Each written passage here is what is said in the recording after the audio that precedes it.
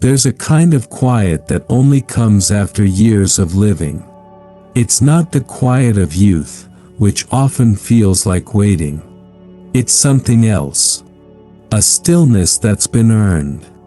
A stillness that knows what it has survived. If you're listening to this, you know what quiet is. Maybe you found it in small moments, early mornings before the house wakes up, or late evenings when the world has finally stopped asking things of you. And maybe, even within that stillness, there's something else. A hum beneath the surface. A weight that comes back when you least expect it. We call it worry. It shows up like the weather. Sometimes like a slow fog rolling in. Sometimes like a sudden storm. It doesn't ask permission. It doesn't wait for a convenient time. And the older we get, the more we realize, worry isn't something that goes away with age. If anything, it changes shape. It gets quieter, but it's no less heavy. It starts to focus on different things: health, loved ones, the uncertainty of what's left. When we were young, we worried about becoming something. About achieving. About proving we deserved a place in the world. Now, maybe, we worry about different things. About bodies that don't work the way they used to. About kids who've grown up and moved away. About friends who aren't here anymore. About becoming a burden to someone. About whether there's enough time left to do what really matters. These worries aren't silly or small. They're the concerns of a life fully lived, a heart that's learned to love and so has learned to fear losing. So this isn't a conversation about getting rid of worry. That wouldn't be honest. This is a conversation about something gentler. Something more realistic. How do we carry less of it? How do we put some of it down? The weight of what hasn't happened yet. There's a strange thing about the human mind. It can be sitting in a warm room, holding a cup of coffee, with nothing actually wrong, and still feel scared. Not about anything happening right now, but about something that might happen. Tomorrow. Next month. In some imagined future that hasn't shown up yet. Most of what we call worry lives there. In the not yet. In the maybe. In the what if. We practice conversations that might never happen. We brace for losses that haven't come. We try to solve problems that don't exist yet, and might never exist at all. Think about it. How many hours have you spent getting ready for disasters that never showed up? How many sleepless nights have you given to fears that, when it came down to it, faded away like morning fog?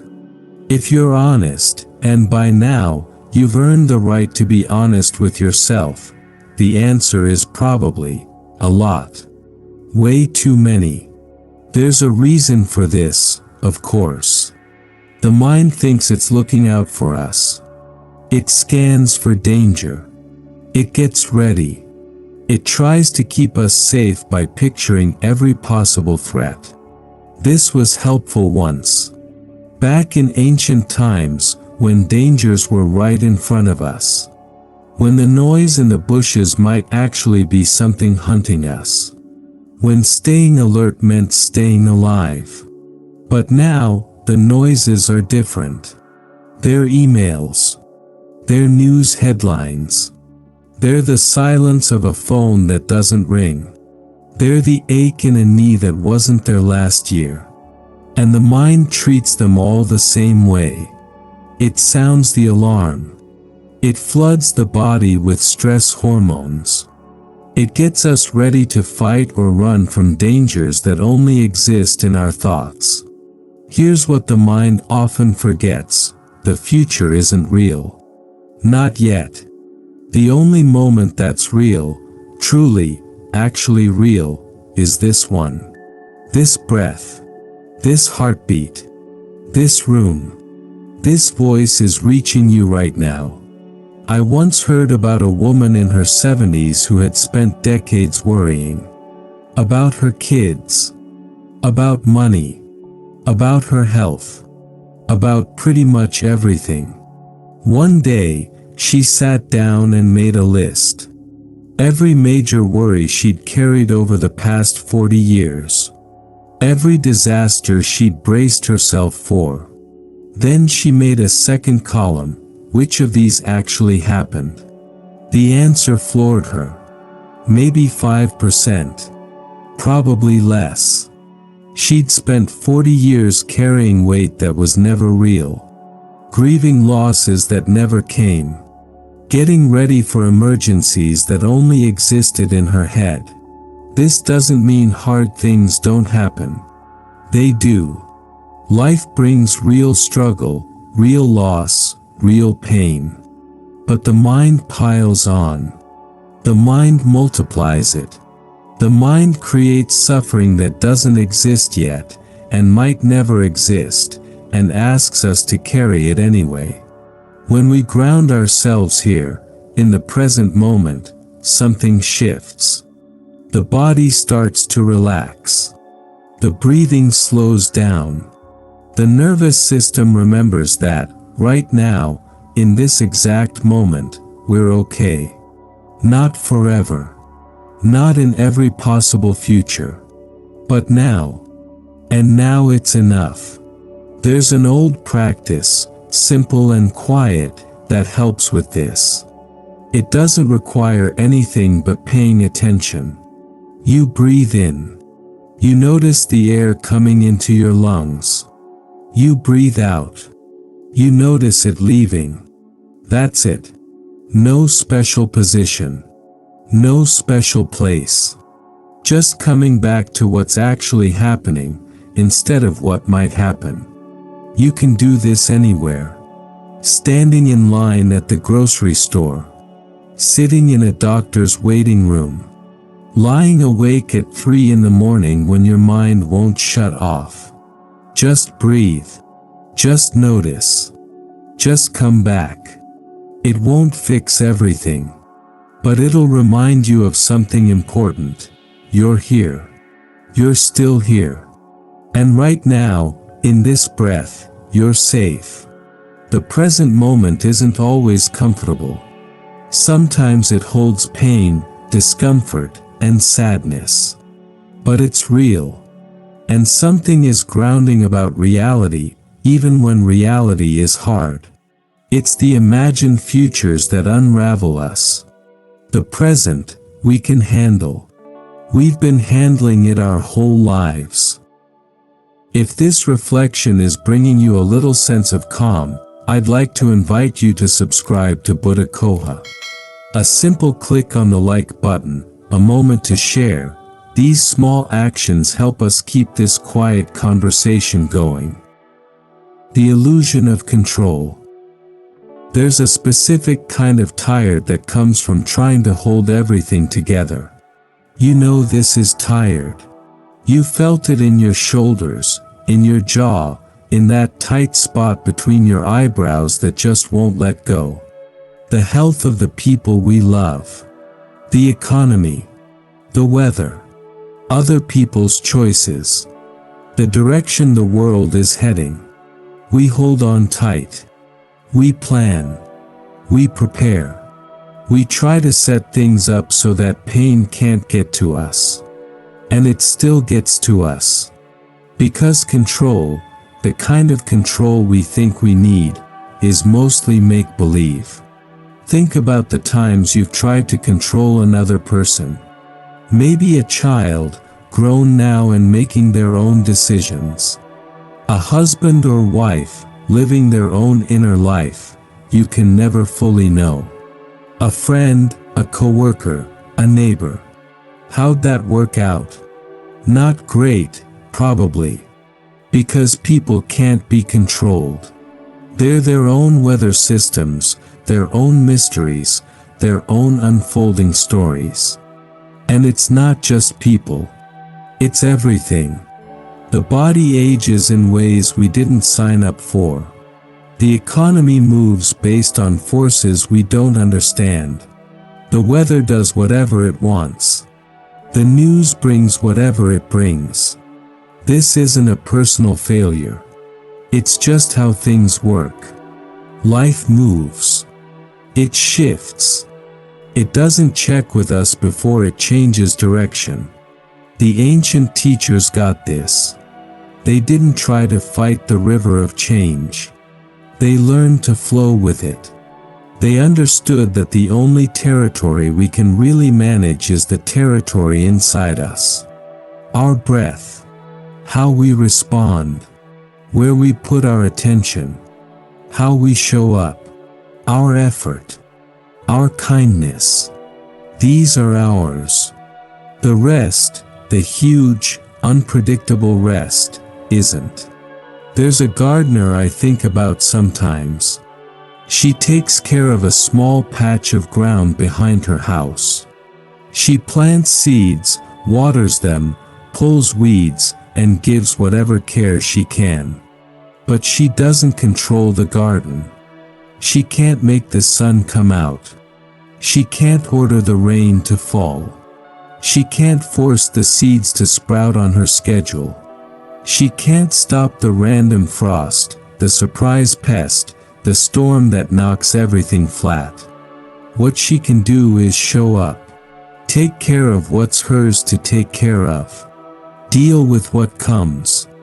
Trust a process she can't completely direct. That's wisdom. There's a kind of peace that comes from getting this. Not a defeated peace. Not giving up. But a letting go. A loosening of the grip. It's the peace of someone who's stopped trying to hold back the ocean, and instead learned to stand steady while the waves come and go. This quality has a name in the old traditions. They called it equanimity. It's not the same as not caring. It's not checking out from life. It's a deep, quiet balance. A willingness to be with what is, without insisting it be different. When the storm hits, the equanimous mind doesn't pretend there's no storm. It just knows, this is weather too. This will also change. And while it's here, I'll breathe. I'll respond with whatever wisdom I've got. I won't let myself fall apart. Think about people you've known who had this quality. Maybe a grandparent. Maybe a teacher. Maybe a friend who seemed, somehow, like nothing could shake them. They weren't emotionless. They felt things deeply. But they'd learned to hold their feelings without getting knocked over by them. They'd found some inner ground that the outside chaos couldn't touch. This isn't easy. It's not a switch you flip. But it's doable. It grows with practice, like a muscle. And over time, it becomes a quiet refuge, a place inside you that the craziness can't reach. You've probably heard the serenity prayer. Grant me the serenity to accept what I cannot change, the courage to change what I can, and the wisdom to know the difference. That wisdom, knowing the difference, might be the work of a lifetime. But every moment of getting it helps. Every time we catch ourselves white-knuckling something we can't hold, and decide to ease up, we're practicing. And practice, over time, becomes who we are. What hard times teach us. If you've lived long enough to be listening to this, you've been through some stuff. Not the minor hassles of everyday life. The real stuff. The kind that bends you. The kind that wakes you up in the middle of the night. The kind that makes you wonder how you're going to keep going. Loss. Sickness. Betrayal. The slow falling apart of things you thought would last forever. You've buried people you loved. You've watched relationships end. You've gotten news that changed everything. You felt the specific grief of watching a dream die, or a chapter close, or a version of yourself become outdated. These are teachers nobody signs up for. And yet, when we look back, really look, without rose-colored glasses, we often find something we didn't expect. The hardest chapters were also the ones that shaped us most. Not because suffering is a good thing. It's not. Not because pain is some kind of gift. It's not. But because something in us rises to meet the hard stuff. Something we didn't know was there. Strength. Patience. Compassion, for ourselves, and for other people who are hurting. Think about who you were before your biggest struggle. And who you became after. Same person? Probably not. The one who came out the other side knew things the earlier version didn't. About toughness. About what actually matters. About how kind strangers can be. About how deep your own ability to keep going actually runs. There's an old image that gets at this. A seed, buried in dark dirt, pressed down by weight and time. To the seed, it probably feels like the end. The light is gone. The open space is gone. There's just pressure, darkness, waiting. But it's not the end. It's the start of roots. Of growth. Of something reaching for light. The seed doesn't know this. It can't see what it's becoming. It only knows the darkness, the pressure, the waiting. Maybe you've been that seed. Maybe you're that seed right now. The old teachers talked about a process, turning poison into medicine. Taking the exact thing that hurts you and letting it become wisdom. A woman loses her husband of 40 years. The grief is crushing. She can't picture how she'll go on. And yet, slowly, something changes. She discovers she can handle being alone in ways she never knew. She reaches out to other people who are grieving. She becomes a comforting presence because she gets it. She's been there. Her wound becomes a way of healing others. This doesn't erase the loss. It doesn't make his death okay or good. But it changes it. It refuses to let the pain be pointless. This isn't about forcing a positive spin. It's not about pretending everything happens for a reason. Some things are just tragic. Some losses never make sense. But even in tragedy, we get to choose what we do with what's left. And sometimes, deciding to let suffering teach us, instead of just destroy us, is the bravest choice we've got. This doesn't mean we should go looking for suffering. It doesn't mean we should act like it doesn't hurt. It just means this: what we've been through hasn't been wasted. Every scar has a lesson in it. Every loss makes room for something new. Every dark season teaches us something about how much we can actually handle. You've made it through things you once thought would break you. That's nothing. That's quite proof of who you really are. And that proof stays with you. Into every future hard time. Into every uncertain tomorrow. The gap between what happens and how we react. Life is full of things that set us off. A thoughtless comment from someone we counted on. A plan that blows up without warning. Someone being unkind for no good reason. A world that seems, some days, to have completely lost its mind. A driver who cuts you off. A friend who forgets something important. A kid who snaps at you. A body that won't cooperate. A piece of equipment that breaks at the worst possible moment. These things hit us like stones dropped into still water. And our natural move is to react. right away, without thinking. To defend ourselves, to argue back, to worry, to spiral. The anger flares up. The hurt spreads. The anxiety spikes. And before we know it, we've said something we wish we hadn't, or spent hours going over it in our heads, or let something small become something huge. This is the knee-jerk response. The one that's been programmed into us over decades. The one that kicks in before we even realize it's happening.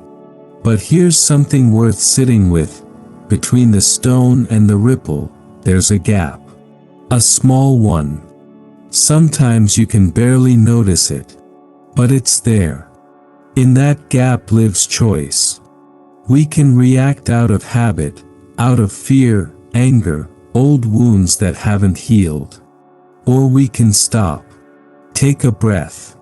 Watch what's coming up inside us without acting on it right away. This isn't stuffing it down. It isn't pretending we don't feel anything. It's just putting a little space between the feeling and what we do about it. In that space, wisdom can show up. Think about water. When it's stirred up, full of mud and sediment, you can't see through it. But when you let it settle, it clears up. You can see all the way to the bottom. The mind works the same way. When it's reactive and stirred up, it can't see straight. It makes bad calls. It says things it doesn't mean. It turns small things into big things. But when it's allowed to settle, even just for a moment, even just for one breath, the clarity comes back. We might still respond. We might still speak up, or take action, or stand up for ourselves. But how we do it changes. It gets less automatic. Less driven by the part of us that just wants to lash out or shut everything down. There's an old practice for this. Simple, like most things that actually work. When something bothers you, stop. Feel where it lands in your body. Put a name on it if you can. This is anger. This is fear. This is hurt. Don't judge it. Don't shove it away. Just let it sit there for a second, without doing anything about it. Where do you feel it? In your chest. Your gut. Your throat. Your hands. Just notice. Just breathe. Just wait. And then, only then, decide how you want to respond. Sometimes, after the pause, the whole response changes. The sharp words get softer. The need to defend yourself melts away. The worry shows itself to be smaller than it first looked. Sometimes, the pause shows you that no response is even needed. That the stone can fall into the water, and the ripples can just fade on their own. Over time, this becomes a kind of safe place. A way of guarding your peace from the 1,000 little disturbances that every day throws at you. Not all of them are worth your energy. Not all of them need a reaction. Some can just be seen, acknowledged, and allowed to move on through. There's an old saying, you can't stop birds from flying over your head, but you can stop them from building a nest in your hair. Thoughts will come. Feelings will come. Things will set you off. That's life. But we get to choose what we do with them. We get to choose how long they hang around. We get to choose whether they put down roots or just pass on through. That's power.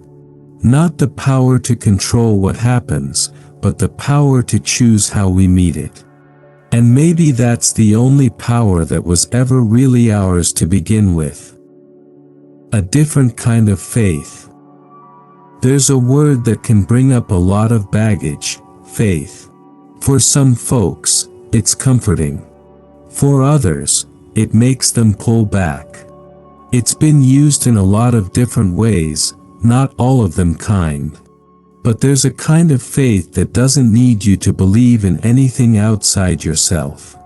A kind of faith that's really just trust, built not on what someone told you, but on what you've actually lived through. You've been here before.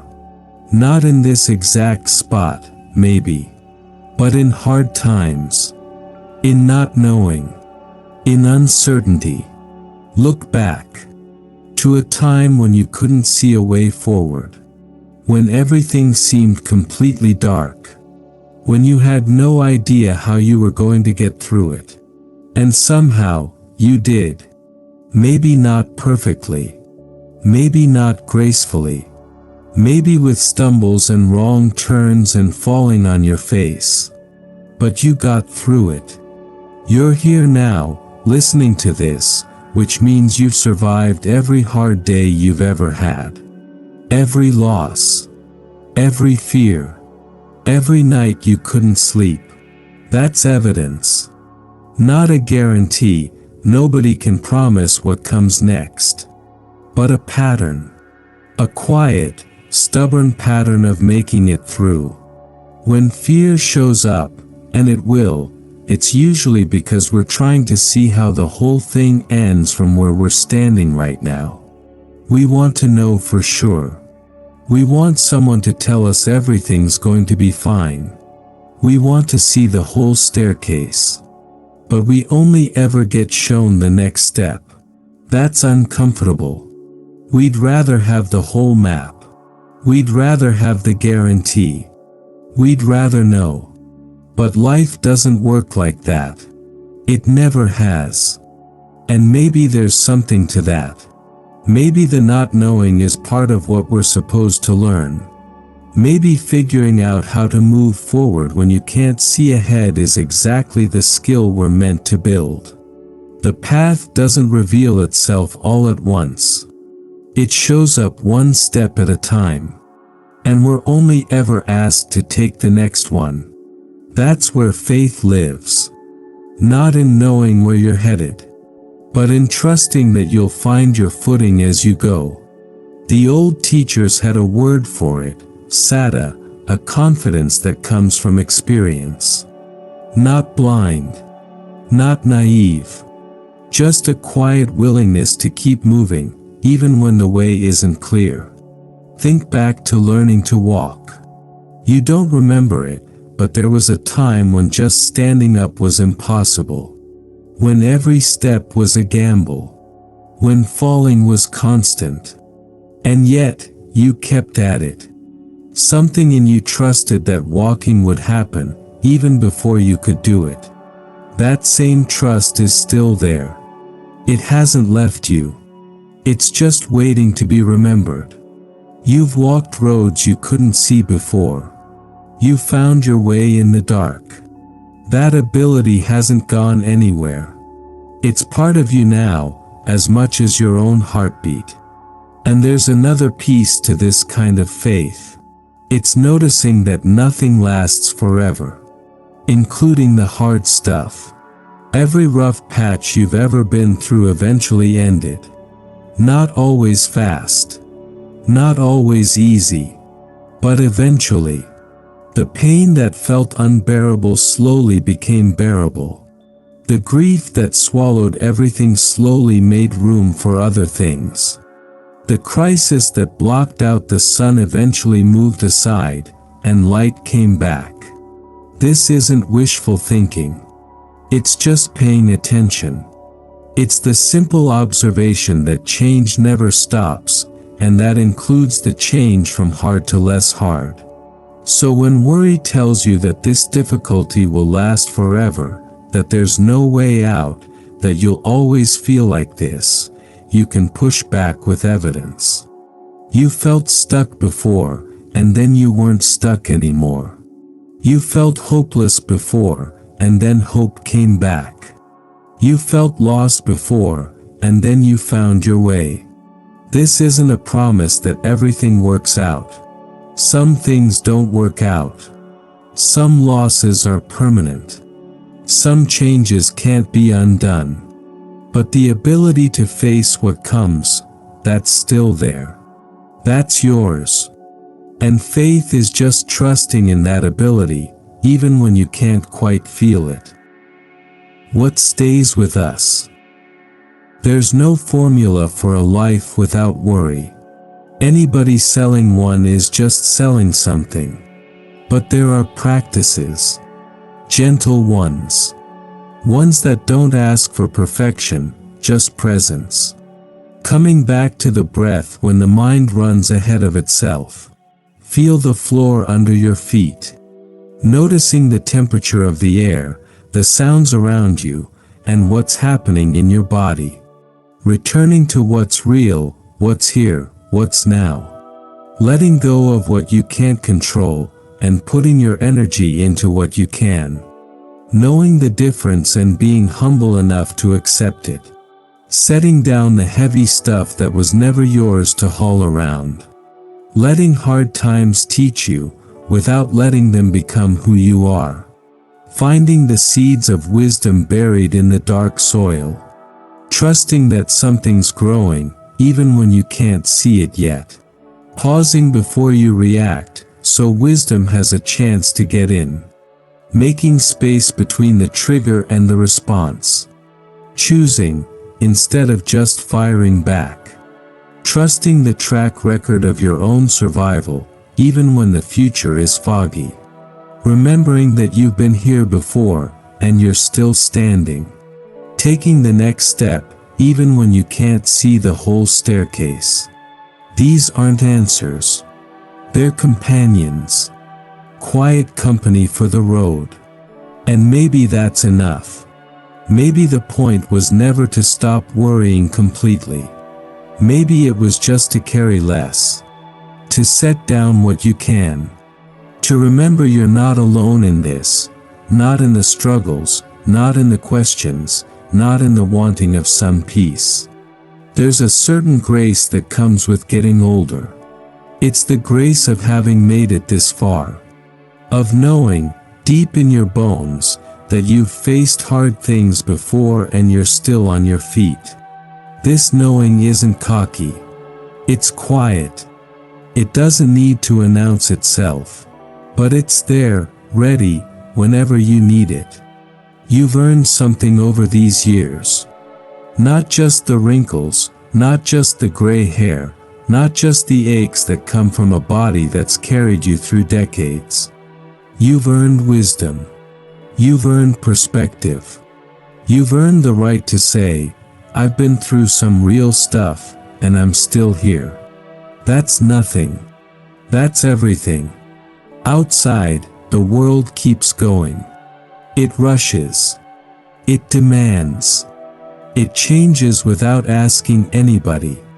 But here, in this moment, there's stillness.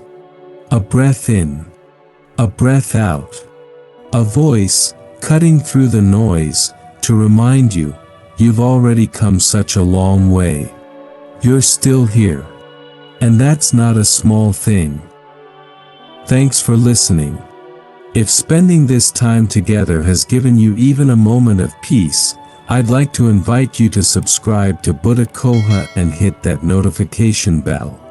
New reflections drop every week, quiet spaces you can come back to whenever you need them. Until next time, may you carry a little less.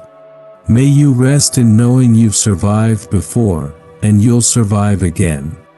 And may you remember, you're still here. That's enough.